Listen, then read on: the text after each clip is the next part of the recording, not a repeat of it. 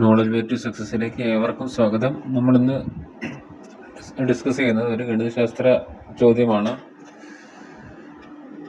ചോദ്യത്തിലേക്ക് കടക്കാം. ചോദ്യം ഇതാണ്: 150 മീറ്റർ നീളമുള്ള ഒരു ട്രെയിൻ 2 കിലോമീറ്റർ/മണിക്കൂർ വേഗതയിൽ സഞ്ചരിക്കുന്ന ഒരാളെ കടന്നു പോകുവാൻ 10 സെക്കൻഡ് എടുത്തു എങ്കിൽ ട്രെയിനിന്റെ വേഗത എന്ത്? ഓപ്ഷൻ എ 52 കിലോമീറ്റർ/മണിക്കൂർ, ഓപ്ഷൻ ബി 56 കിലോമീറ്റർ/മണിക്കൂർ, ഓപ്ഷൻ സി 84 കിലോമീറ്റർ/മണിക്കൂർ, ഓപ്ഷൻ ഡി 53 കിലോമീറ്റർ/മണിക്കൂർ. ഇത് വേഗത ദൂരം എന്ന പോർഷനിൽ ഉൾപ്പെട്ടിട്ടുള്ള ഒരു ചോദ്യമാണ്. കേരള PSCയിലെ വേഗത ദൂരം. ഇവിടെ ട്രെയിനിന്റെ നീളം മീറ്ററിലാണ്. 150 മീറ്റർ എന്ന് കൊടുത്തിരിക്കുന്നു. ട്രെയിൻ കടന്നു പോകുന്ന ഒരാളുടെ വേഗത 2 കിലോമീറ്റർ/മണിക്കൂർ. അത് കിലോമീറ്റർ/മണിക്കൂറിലാണ് കൊടുത്തിരിക്കുന്നത്. എന്നാൽ ഉത്തരം ശ്രദ്ധിക്കുമ്പോൾ എല്ലാ ഓപ്ഷനും കിലോമീറ്റർ/മണിക്കൂറിലാണ്. അതായത് നമ്മൾ കിലോമീറ്റർ/മണിക്കൂറിലോട്ട് ഇതിനെ കൺവേർട്ട് ചെയ്യേണ്ടി വരും, മീറ്റർ എന്നുള്ള ഏകകത്തെ. ട്രെയിൻ ഒരു വ്യക്തിയെ കടന്നു പോവുകയാണ്.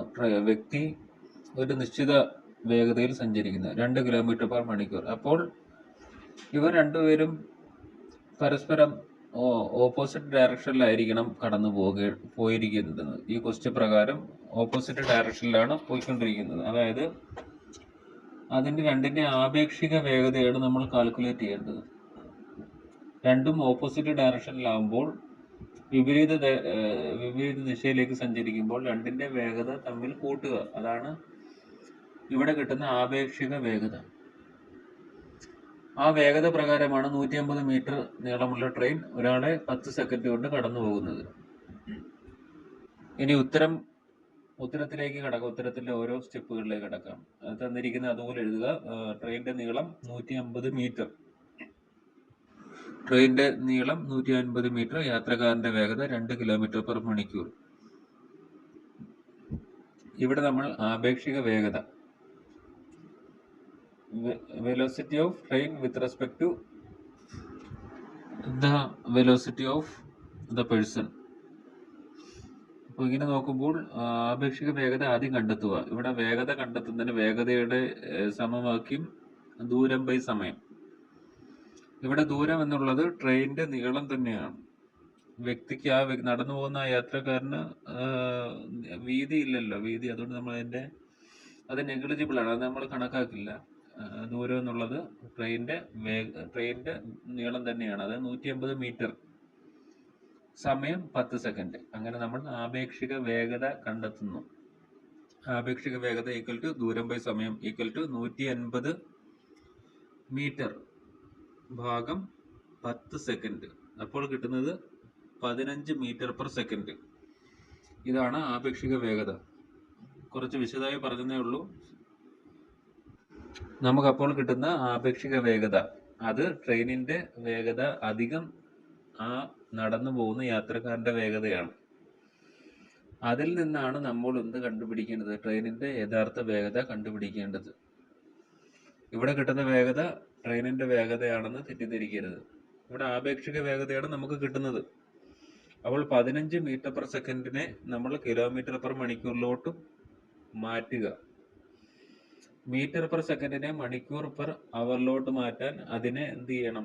18/5, 18/5 കൊണ്ട് ഗുണിച്ചാൽ മതി.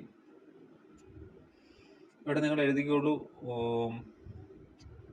15 മീറ്റർ/സെക്കൻഡ് ഗുണനം 18/5 ഈക്വൽ ടു, അപ്പൊ നമുക്ക് കാണാം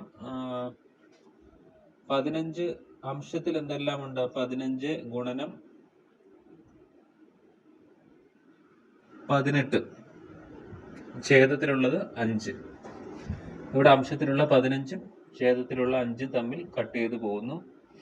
5 കൊണ്ട് കട്ട് ചെയ്ത് പോകുന്നു. അപ്പോൾ 15നെ 3 വട്ടം, 5നെ 1 വട്ടം. അപ്പോൾ നമുക്ക് കിട്ടുന്നത് 3 ഗുണനം 8 ഭാഗം 1 ഈക്വൽ ടു എന്താണ്? 54 കിലോമീറ്റർ/മണിക്കൂർ. ഈ കിട്ടിയത് ആപേക്ഷിക വേഗതയാണ്. സ്ലൈഡിലേക്ക് നോക്കുക. ഞാൻ അത് വിശദമായിട്ട് എഴുതിയിട്ടുണ്ട്. 150 metre per 10 second equal to 15 metre per second ഗുണനം 18/5 18/5 ഈക്വൽ ടു 54 കിലോമീറ്റർ പെർ മണിക്കൂർ. 54 കിലോമീറ്റർ പെർ മണിക്കൂർ എന്നുള്ളത് ആപേക്ഷിക വേഗതയാണ്. ഇവിടെ യാത്രക്കാരന്റെ വേഗത തന്നിട്ടുണ്ട് 2 കിലോമീറ്റർ പെർ മണിക്കൂർ. അപ്പൊ അതിൽ നിന്ന് ഇക്വേഷൻ നോക്കൂ. ട്രെയിനിന്റെ വേഗത ഈക്വൽ ടു ആപേക്ഷിക വേഗത മൈനസ് യാത്രക്കാരന്റെ വേഗത equal to 54 - 2 equal to 52 kilometre per മണിക്കൂർ.